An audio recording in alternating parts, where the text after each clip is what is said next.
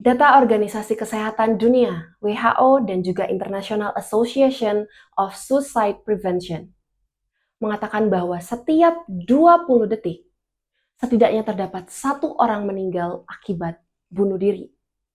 Lantas siapkah kita jika dalam 20 detik ke depan kita menemukan orang di sekitar kita meninggal akibat bunuh diri? Saya Sasti Wulandari selama beberapa menit ke depan akan mengajak Anda untuk sadar betapa pentingnya peranan lingkungan sosial terhadap kesehatan mental, terutama pada para lanjut usia. Saya telah mengumpulkan beberapa artikel. Pertama, seorang pria lanjut usia ditemukan meninggal dunia gantung diri, diduga akibat kurangnya perhatian.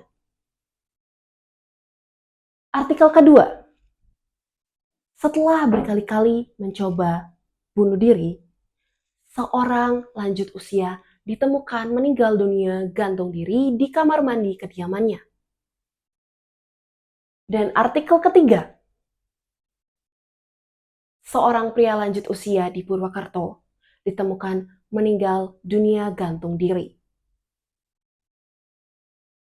Ini membuktikan bahwa sebetulnya kesehatan mental pada para lanjut usia itu tak lagi masalah sepele. Sebetulnya, membahas isu kesehatan mental, hal ini sudah menjadi urgensi yang penting untuk dibahas, bahkan hingga ke mata dunia. Indonesia, salah satu kabupatennya, yaitu di Kabupaten Gunung Kidul, menjadi kabupaten dengan kasus bunuh diri pada lansia tertinggi di Indonesia. Dan di sini juga menyatakan dan membuktikan bahwa lanjut usia juga rentan terkena gangguan mental.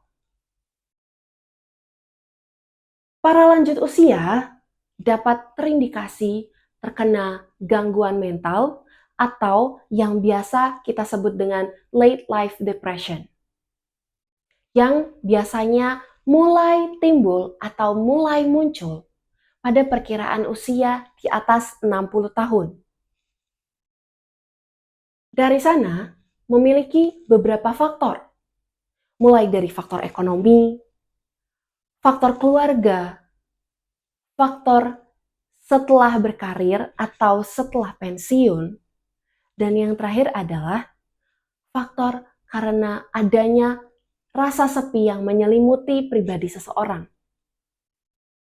Ketika seseorang merasa sepi dan beberapa faktor-faktor lainnya, itu akan mulai muncul gejala-gejala depresi secara perlahan. Mulai dari susah makan, susah tidur, menarik diri dari sosial, dan masih banyak lagi.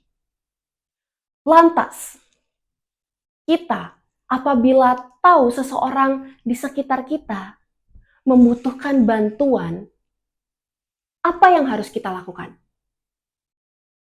Di sini, kita perlu membagi menjadi dua kelompok terlebih dahulu kepada para lanjut usia. Para lanjut usia itu secara lingkungan ada pada dua lingkungan. Yang pertama yaitu para lanjut usia yang masih tinggal dengan keluarganya.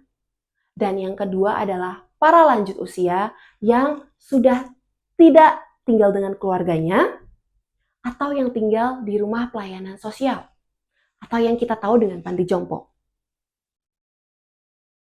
Jika dua orang lansia dengan lingkungan yang berbeda itu dipertemukan, mereka bisa jadi memiliki kualitas hidup yang berbeda. Karena berdasarkan hasil penelitian dari beberapa dokter di RSUD Sutomo Surabaya, itu dinyatakan bahwa kualitas hidup seseorang yang tinggal masih dengan keluarganya dan yang tinggal di rumah pelayanan sosial atau di panti jompo, itu memiliki kualitas yang berbeda. Kualitas yang lebih baik cenderung berada pada lansia yang masih tinggal dengan keluarganya. Dari hal tersebut, kita bisa menjadikan dua pihak untuk menjadi sasaran antara untuk mengintervensi para lansia ini agar terbebas dari gangguan mental. Yang pertama adalah pihak keluarga itu sendiri, dan yang kedua adalah instansi pemerintah yang menaungi rumah pelayanan sosial dan juga yayasan-yayasan, seperti dinas sosial.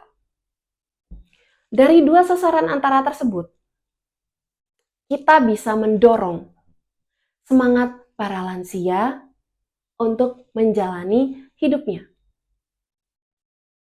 Dengan cara yang bagaimana? Kita dapat melakukan gerakan 101 atau 1 hour a day. Gerakan ini terinspirasi dari masalah-masalah yang kerap terjadi di keluarga, hubungan antara orang tua dengan anak. Ketika kita beranjak dewasa, seorang anak beranjak dewasa dan sudah memiliki kesibukan masing-masing dan juga tanggung jawab masing-masing, beberapa kalangan akan mengalami proses komunikasi yang semakin lambat kepada orang tuanya. Mereka akan cenderung tidak memperhatikan atau hanya sekedar bertanya, bukan yang betul-betul menanyakan dan melindungi atau berusaha untuk menenangkan. Dari sana, gerakan ini menggerakkan kita untuk setidaknya memiliki interaksi selama 1 jam dalam 1 hari kepada para lansia yang masih ada di sekitar kita, baik itu di rumah maupun yang di luar. Hal ini bisa dilakukan dengan beberapa cara untuk meningkatkan motivasi-motivasi para lansia agar lebih menikmati kehidupannya. Yang pertama bisa dilakukan dengan menjalani hobi-hobi mereka ataupun kegiatan-kegiatan baru yang sifatnya hiburan. Seperti misalkan bermain musik, kemudian melukis, memasak, bermain olahraga yang ringan. Itu akan menimbulkan kegiatan-kegiatan yang membuat mereka refresh. Musik sendiri itu ada hubungannya dengan perubahan emosi seseorang. Kegiatan-kegiatan yang dilakukan oleh panca indera cenderung dapat menjadi stimulus untuk perubahan emosi-emosi yang ada. Oleh karena itu, disinilah kita sebagai seseorang yang mendampingi para lansia itu dapat mengajak mereka untuk melakukan kegiatan-kegiatan tersebut. Selain itu, ada beberapa hal juga yang dapat kita lakukan. Yang pertama, mulai dari mengajak berbicara, sekedar mengobrol selama beberapa saat. Itu juga akan menimbulkan atau meningkatkan kepercayaan mereka, mengurangi rasa kosong di dalam diri mereka.